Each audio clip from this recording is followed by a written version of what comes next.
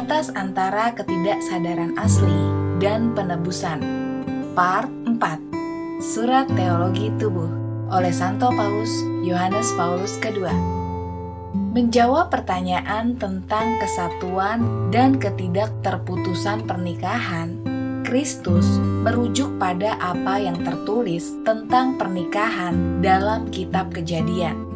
Dalam 2 refleksi kita sebelumnya, kita menganalisis baik teks yang disebut Elohis seperti dalam Kejadian 1 maupun teks Yahwis dalam Kejadian 2. Hari ini kita ingin menarik beberapa kesimpulan dari analisis ini. Ketika Kristus merujuk pada kata awal, Ia meminta para penanya untuk melampaui dalam arti tertentu batas yang dalam Kitab Kejadian melewati antara keadaan kepolosan asli dan keberadaan berdosa yang dimulai dengan kejatuhan asli. Secara simbolis, batas ini dapat dikaitkan dengan pohon pengetahuan tentang yang baik dan yang jahat, yang dalam teks Yahwis membatasi 2 situasi yang sangat bertolak belakang, yaitu situasi kepolosan asal dan situasi dosa asal. Situasi-situasi ini memiliki dimensi khusus dalam diri manusia, dalam dirinya sendiri, dalam pengetahuan, hati nurani, pilihan dan keputusannya.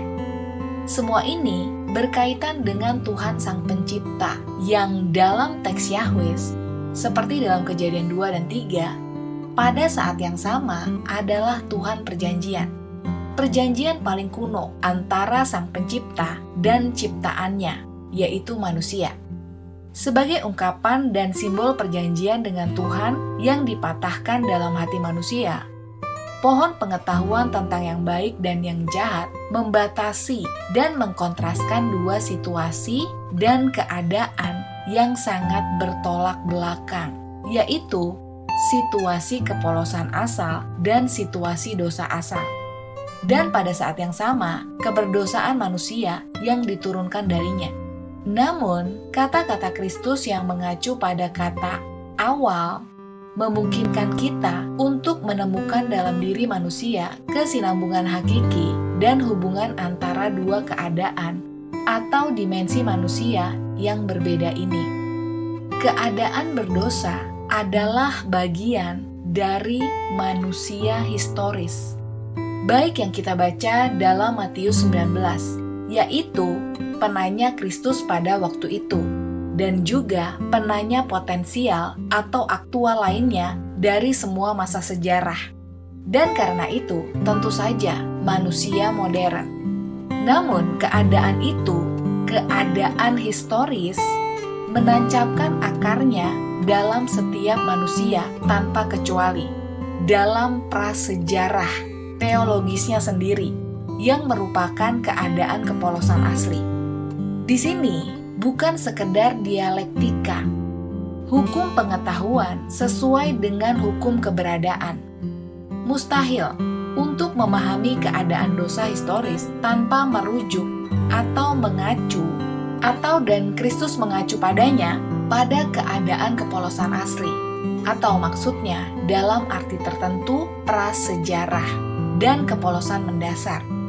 Oleh karena itu, sejak awal munculnya keberdosaan sebagai suatu keadaan, suatu dimensi keberadaan manusia berkaitan dengan kepolosan manusia yang sesungguhnya ini sebagai keadaan aslinya dan mendasar, sebagai dimensi keberadaannya yang diciptakan menurut gambar Allah.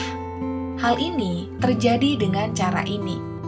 Tidak hanya bagi manusia pertama, laki-laki dan perempuan sebagai tokoh dramatis dan tokoh utama dari peristiwa-peristiwa yang dijelaskan dalam teks Yahwis pada bab 2 dan 3 Kitab Kejadian, tetapi juga bagi seluruh perjalanan sejarah keberadaan manusia. Oleh karena itu, manusia historis bisa dikaitkan berakar pada prasejarah teologisnya yang diwahyukan. Dan dengan demikian, setiap poin dari kedosaan historisnya dijelaskan, baik bagi jiwa maupun bagi tubuh. dengan mengacu pada kepolosan asli. Dapat dikatakan bahwa rujukan ini merupakan warisan bersama, dosa, dan tepatnya dosa asal. Jika dosa ini menandakan dalam setiap manusia historis keadaan kehilangan kasih karunia, maka dosa ini juga mengandung rujukan kepada kasih karunia itu, yang tepatnya adalah kasih karunia kepolosan asal. Ketika Kristus menurut bab 19 Matius merujuk kepada kata awal, dengan ungkapan ini, ia tidak hanya menunjukkan keadaan kepolosan asal sebagai cakrawala yang hilang dari keberadaan manusia dalam sejarah. Kepada kata-kata yang ia ucapkan dengan mulutnya sendiri, kita memiliki hak untuk sekaligus mengaitkan seluruh kefasihan misteri penebusan. Dalam teks-teks Yahwis dari Kejadian 2 dan 3, kita menjadi saksi ketika manusia, laki-laki dan perempuan, setelah melanggar perjanjian asal dengan Sang Pencipta, menerima janji penebusan pertama dalam kata-kata yang disebut proto-injil dalam Kejadian 3 ayat 15. Pertama, dan mulai hidup dalam perspektif teologis penebusan.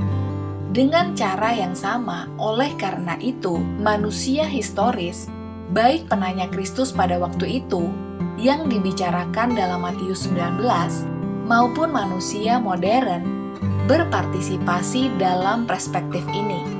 Ia berpartisipasi tidak hanya dalam sejarah keberdosaan manusia sebagai subjek yang turun-menurun, dan pada saat yang sama pribadi dan unik dari sejarah ini. Ia juga berpartisipasi dalam sejarah keselamatan. Di sini juga sebagai subjek dan rekan penciptanya. Oleh karena itu, ia tidak hanya tertutup karena keberdosaannya berkenaan dengan kepolosan asal, tetapi pada saat yang sama terbuka terhadap misteri penebusan yang digenapi dalam Kristus dan melalui Kristus. Paulus, penulis surat kepada jemaat di Roma, mengungkapkan perspektif penebusan ini di mana manusia historis hidup. Ketika ia menulis dengan kata-katanya yang berbunyi, "Kita sendiri yang memiliki buah sulung roh mengeluh dalam hati kita sambil menunggu pembebasan tubuh kita," seperti dalam Roma 8 ayat 23. Kita tidak dapat melupakan perspektif ini saat kita mengikuti perkataan Kristus yang dalam pembicaraannya tentang ketidakterputusan perkawinan mengacu pada kata awal mula. Jika permulaan itu hanya menunjukkan penciptaan manusia sebagai laki-laki dan perempuan, jika seperti yang telah kita sebutkan, permulaan itu hanya membawa para penanya melewati batas keadaan dosa manusia menuju kepolosan asli dan tidak membuka pada saat yang sama perspektif penebusan tubuh. Jawaban Kristus sama sekali tidak akan dipahami secara memadai. Tepatnya, perspektif penebusan tubuh ini menjamin kesinambungan dan kesatuan antara keadaan dosa manusia yang diwariskan dan kepolosan aslinya. Meskipun kepolosan ini secara historis telah hilang olehnya tanpa dapat diperbaiki. Jelas juga bahwa Kristus memiliki hak penuh untuk menjawab pertanyaan yang diajukan oleh para ahli hukum dan perjanjian seperti yang kita baca dalam Matius 19 dan Markus 10. Dalam perspektif penebusan yang menjadi dasar perjanjian itu sendiri. Dalam konteks teologi manusia jasmani yang secara substansial diuraikan dengan cara ini, kita dapat memikirkan metode analisis lebih lanjut tentang wahyu kata awal mula, di mana penting untuk merujuk pada bab-bab pertama kitab Kejadian. Kita harus segera mengalihkan perhatian kita kepada faktor yang sangat penting bagi penafsiran teologis. Karena faktor ini terdiri dari hubungan antara wahyu dan pengalaman. Dalam penafsiran Wahyu tentang manusia, dan khususnya tentang tubuh, kita harus, karena alasan yang dapat dimengerti, merujuk pada pengalaman. Karena manusia jasmani dipahami oleh kita terutama melalui pengalaman. Berdasarkan pertimbangan mendasar yang disebutkan di atas, kita memiliki hak penuh untuk meyakini bahwa pengalaman historis kita ini harus dengan cara tertentu berhenti di ambang kepolosan asli manusia, karena pengalaman itu tidak memadai dalam kaitannya dengan itu. Namun, berdasarkan pertimbangan pengantar yang sama, kita harus sampai pada keyakinan bahwa pengalaman manusiawi kita dalam hal ini sampai batas tertentu merupakan sarana yang sah untuk penafsiran teologis. Dalam arti tertentu, itu adalah titik acuan yang sangat diperlukan, yang harus kita ingat untuk menafsirkan bagian awalnya. Analisis yang lebih rinci terhadap teks akan memungkinkan kita untuk memiliki pandangan yang lebih jelas tentangnya. Ya, analisis selanjutnya. Tampaknya, kata-kata dari Roma 8 ayat 23 yang baru saja dikutip dengan cara terbaik menggambarkan arah penelitian kita yang berpusat pada Wahyu tentang kata awal mula yang dirujuk Kristus dalam pembicaraannya tentang pernikahan yang tidak dapat dibubarkan atau diceraikan. Lihatlah seperti dalam Matius 19 dan Markus 10. Semua analisis selanjutnya yang akan dibuat berdasarkan pasal-pasal pertama kitab Kejadian hampir pasti akan mencerminkan kebenaran kata-kata Santo Paulus yang berbunyi, "Kita yang telah menerima buah Roh Sulung, mengeluh dalam hati kita sambil menantikan pembebasan tubuh kita." Jika kita menempatkan diri kita dalam posisi ini, yang sangat sesuai dengan pengalaman, kata awal mula harus berbicara kepada kita dengan keyakinan terang yang besar yang berasal dari Wahyu, yang terutama ingin dipertanggungjawabkan oleh teologi.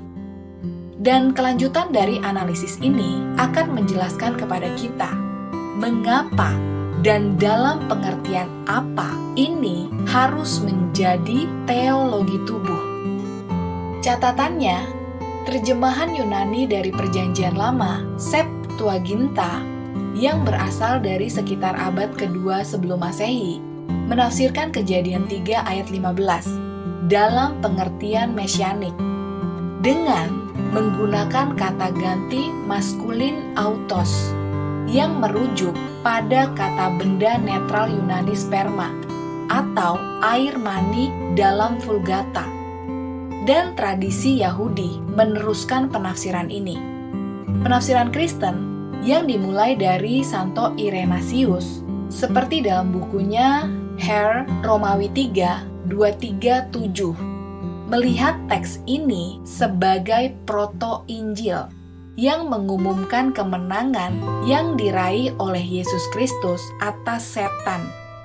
Dan dalam beberapa abad terakhir, para sarjana kitab suci telah menafsirkan perikop ini secara berbeda. Dan beberapa dari mereka menantang penafsiran mesianik akhir-akhir itu. Namun, ada yang kembali ke sana dalam aspek yang agak berbeda.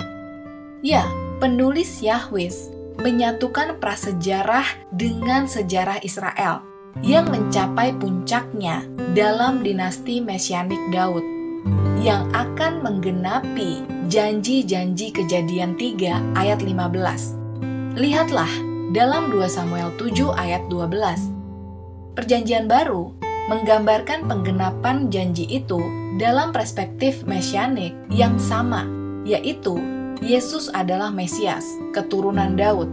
Lihatlah seperti dalam Roma 1 ayat 3, 2 Timotius 2 ayat 8. Lahir dari seorang perempuan, lihatlah dalam Galatia 4 ayat 4. Adam, Daud yang baru, lihatlah dalam 1 Korintus 15. Yang harus memerintah sampai ia meletakkan semua musuhnya di bawah kakinya.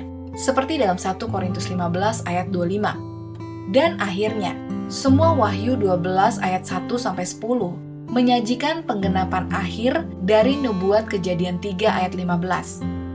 Meskipun bukan pengumuman yang jelas dan langsung tentang Yesus sebagai Mesias Israel, namun hal itu menuntun kepadanya melalui tradisi kerajaan dan mesianik yang menyatukan Perjanjian Lama dan Perjanjian Baru.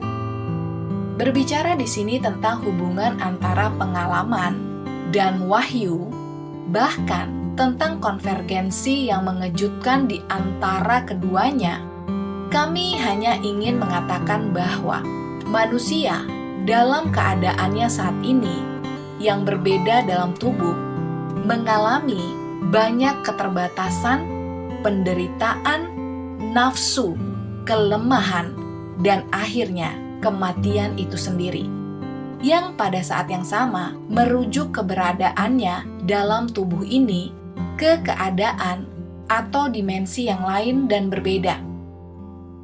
Ketika Santo Paulus menulis tentang penebusan tubuh, ia berbicara dengan bahasa wahyu, yaitu pengalaman pada kenyataannya tidak mampu memahami isi ini atau lebih tepatnya, realitas ini.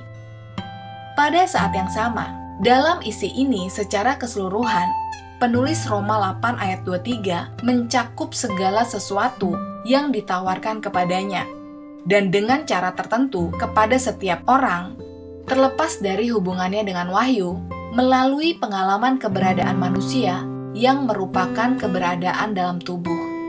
Oleh karena itu, kita berhak berbicara tentang hubungan antara pengalaman dan wahyu. Sebenarnya, kita berhak untuk mengangkat masalah hubungan timbal balik mereka. Bahkan, jika bagi banyak orang ada garis demarkasi di antara mereka yang merupakan garis antitesis dan antinomi radikal.